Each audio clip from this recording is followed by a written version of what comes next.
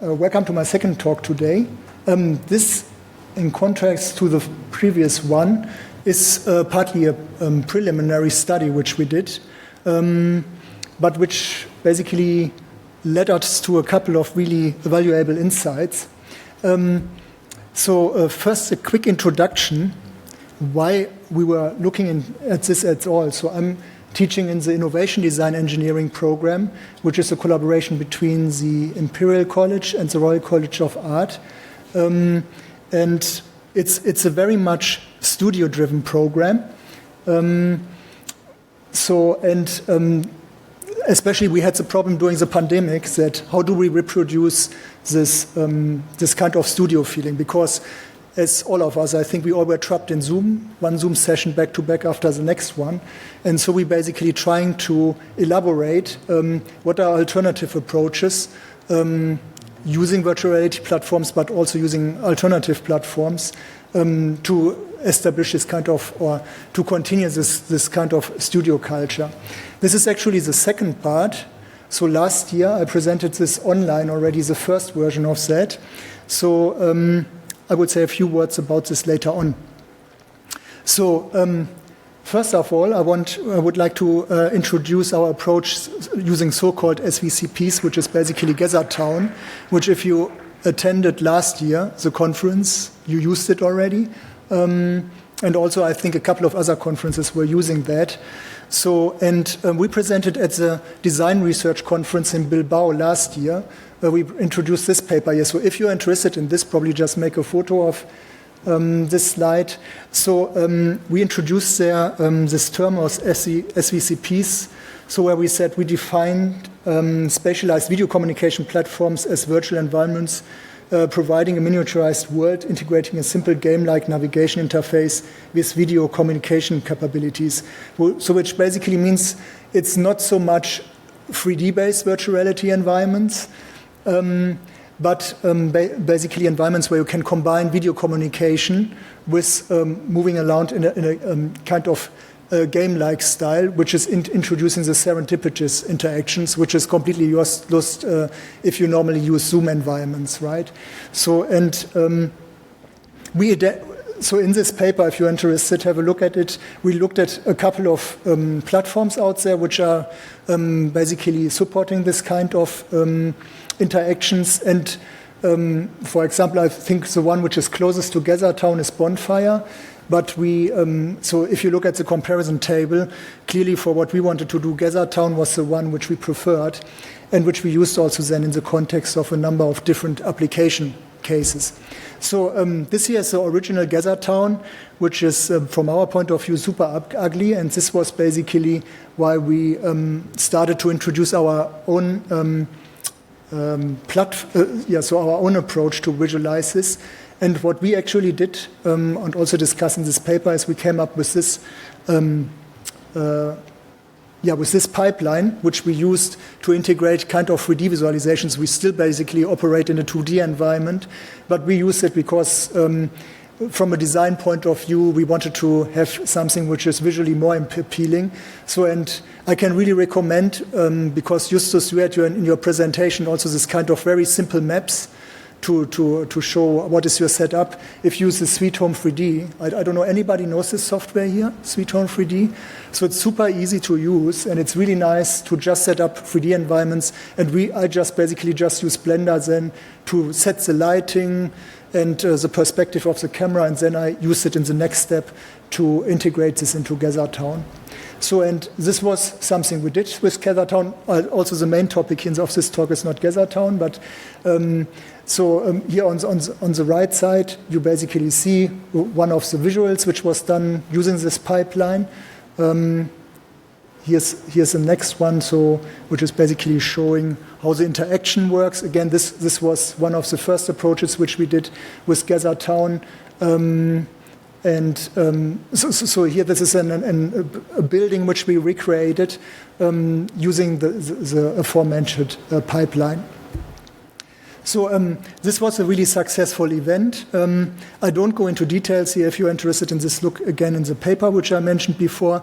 This was so-called Superform, and it was really nice because it was more or less the first time that a lot of our colleagues bumped into each other again using Gather.town after being in lockdown for something like half a year or something like that. So that was really successful. So here you can see this kind of communication. This is Zoe, our head of program from fashion, for example. So we had really nice discussions there, discussing the work of students. And actually the brief was to design a chair in this context. That was also a really successful event, the WISB, so, which we organized in 2021. Was also a fully virtual conference. And there basically set up this environment here inspired by the original building in Heidelberg, and using this as an inspiration then to come up with the design of this building. So yeah, and that worked really good. But the interesting thing is, so in 2022, we did a similar thing last year, and then it was not at all so successful anymore, yeah, because people... So people were not, in this meeting, people were not so excited anymore because we shifted slowly away from the pandemic, and then people were not so willing anymore to use this kind of platforms. So this was as an overview of events which were organized with Gather.town, which I partly set up, partly based on the pipeline I aforementioned. So for SD&A, as you know, we used it in the last 2 years, which worked really nice. I think in the end, for the pandemic, it was really a very, very appropriate and nice tool. And now next, we actually wanted to evaluate, does it make sense to use VR-related tools in the context of a virtual studio environment, and can we establish this at our program? So, and for this context, we used as hardware, again, the Oculus Quest, which I already used in the morning session as well. Because it's a really nice headset which you can use as a standalone environment. You don't have to connect it to a computer to use it. So, and we used it in a very small study. So, yeah, so warning, yeah, it's not representative. So, with Horizon Workrooms and Spatial. So, and we made a couple of surveys in this context, and Gather.town we did not use during the study, but all the students who were part of the study used Gather.town before, so they basically could relate to it. So we used the creative task, which was normally used for new IDE applicants back in those year 2021, Escape the Zombies. So people had to come up. So we interview basically all potential applicants for our program. And at the moment we don't do it, but back in those days they got this creative task and had to answer to this brief. And so the idea was basically there's a very simple setup and you have to escape from the zombies. In between is an abyss and you have to cross this abyss and you have to find a way how to actually do this. So, and you had to make a sketch for this purpose. And for this task, you normally had around 30 minutes. So, and that's something which we try to implement in 3D. So the first experiment which we did with Horizon Workrooms. So we did this in 3 isolated rooms in the Stevens building. As you see, we only had 3 students, 3 supervisors, so very simplified approach. So, and here's, yeah, oops, sorry. Playing. So this is Horizon Workrooms. Just to give you an example. So as you can see, that's the setup. The interesting thing is you have very simplified body setups here. You are sitting around a table, and everybody is working on the particular task. So you can see basically different approaches how to cross the abyss and to escape the zombies. So, and so you can basically see how the communication is working here. So that was the first setup. And again, people were distributed in separated rooms here.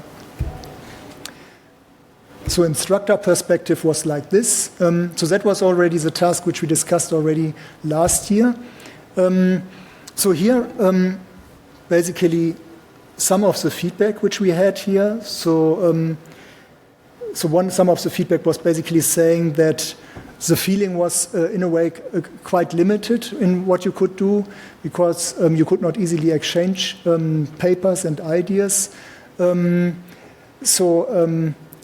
able to ideate in a designed indoor setting anywhere, anytime. So there are obviously some advantages. So, and especially if you do it from abroad, you can see a lot of advantages here. So here are a few of the qualitative feedback in terms of if somebody was completely captivated by the virtual world. And it's quite obvious that in terms of using Horizon, so the 3D environment, this was actually the case, that they felt kind of in place of the virtual environment. For Gather, it was not so much a space because this was just a 2D environment. Then on the other hand, of course, I still paid attention to the real environment, also as expected. People who were in Horizon, because you have a fully immersive headset, were kind of disconnected from the real environment. In Gather.town, you had, of course, because it's just a 2D environment, using your monitor, you were still kind of you were aware of the real world. So here, how aware were you of the real world surrounding? Again, you see here this comparison, which we also had before. Also see it in one of the next slides again. And then also important, do experience fatigue while using the platform. What was here a little bit strange, that students said that in Gather.town they also felt a little bit fatigue, which was not really expected, because normally, because of the cognitive overload in virtual reality, you normally expect that the value is higher in Horizon than in Gather.town. In the second experiment, it was actually different. In terms of time, I just go on. So this will be published in a paper, so you can have a look at this. Probably I will come back to this later on. So the next experiment was using the spatial platform. So here this time we used only one room in the RCA. So we had 5 students using this platform now, 3 supervisors again. And so this is now how spatial is used. Again, the same task, yeah. So basically, you have to cross the abyss, have to escape the zombies. And here you can see how basically one particular person is answering the brief and drawing that. And in the background, you can see how the people are distributed in the virtual space.